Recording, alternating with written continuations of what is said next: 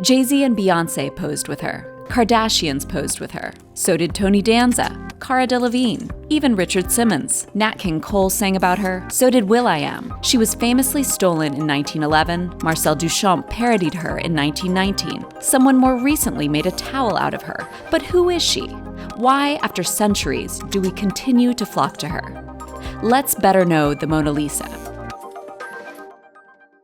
Leonardo da Vinci, yep, the original Renaissance man, who painted The Last Supper and was also an inventor, architect, engineer, and scientist, began the portrait in 1503 while living in Florence. It was the height of the Italian Renaissance, when a mounting interest in humanism, as well as a growing merchant class with disposable income, had popularized portrait painting. We call it the Mona Lisa, Mona being short for Madonna or Lady, and his subject is almost definitely Lisa del Giocondo, a Florentine who married a cloth merchant at the age of 15 and would have been about 24 when it was painted. Italians call the painting La Gioconda, the feminine form of her married name, and the French likewise call it La Joconde, which conveniently invokes the Latin Jocundus and its derivatives, meaning pleasant or agreeable. Lisa's husband, Francesco, likely commissioned the portrait on the occasion of their moving into a new home, or possibly after the birth of one of their children. But the portrait never actually got to them. Francesco might not have paid for it, or Leonardo could have put off finishing it for a more important commission. But the painting remained in the artist's possession until his death in 1519,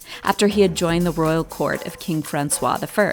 From there, the painting became the property of the king, and after a stay at Versailles, it eventually made its way to the Louvre in the late 18th century. There it has remained, except when this guy walked it out of the museum under his shirt, hid it for 2 years, and then tried to return the painting to an Italian museum, which he felt was its rightful home. Then it was back to the Louvre until World War II came along, and it was shuffled around France for safekeeping, sometimes even on a stretcher in an ambulance. It went from a chateau in the Loire Valley, to an abbey in the south of France, to museums farther south, until it could finally be returned to Paris after the end of the war.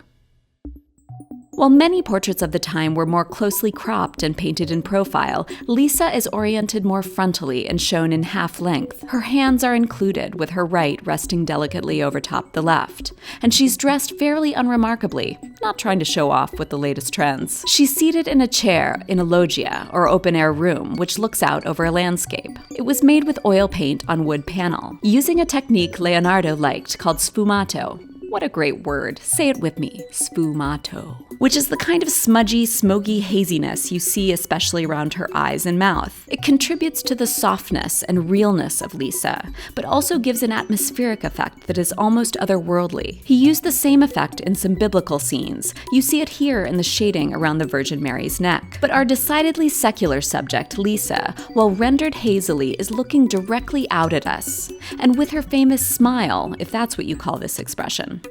In 2005, researchers ran the image through emotion recognition software, which rated features like curvature around the lips and crinkles around the eyes, finding the expression to be 83% happy, 9% disgusted, 6% fearful, 2% angry, less than 1% neutral, and 0% surprised. So it's a smile, but it's not an empty smile. There's a knowingness to it, a smile in spite of everything, as if she knows she's caught in this painting, in her own turbulent time, looking out at us, whoever we are, in our turbulent time. Which is perhaps what makes it so indelible an image. It has always been one of the treasures of the Louvre collection, but it wasn't until after its 1911 theft that it reached superstardom. In the 2 days after it was returned, more than 100,000 people came to see it, and they really haven't stopped since then, with millions meeting her gaze each year. Many copies of the painting exist, and much debate about who painted them. Researchers recently found that one version, at the Prado, was probably painted by an artist sitting right next to Leonardo, following his actions stroke by stroke. But even that one, while striking, doesn't capture the mystery and majesty of the original. There are nude Mona Lisas, and of course many plays on the original, with artists from Botero, who painted a Lisa at age 12 and as an adult, and Warhol, who drew the connection between this original celebrity and the subjects of more recent paparazzi. It doesn't appear that our attention to this painting is waning. In fact, it might even be rising, as the internet offers us countless reproductions, reinterpretations, merchandisifications, and bastardizations. Which raises the question of whether, at this point, the Mona Lisa is famous primarily because it's a masterpiece, or famous primarily because it's famous. It may be that our identification with Lisa is more intense than ever, as we see around us more and more images of ourselves looking out, staring into the eyes of unknown millions.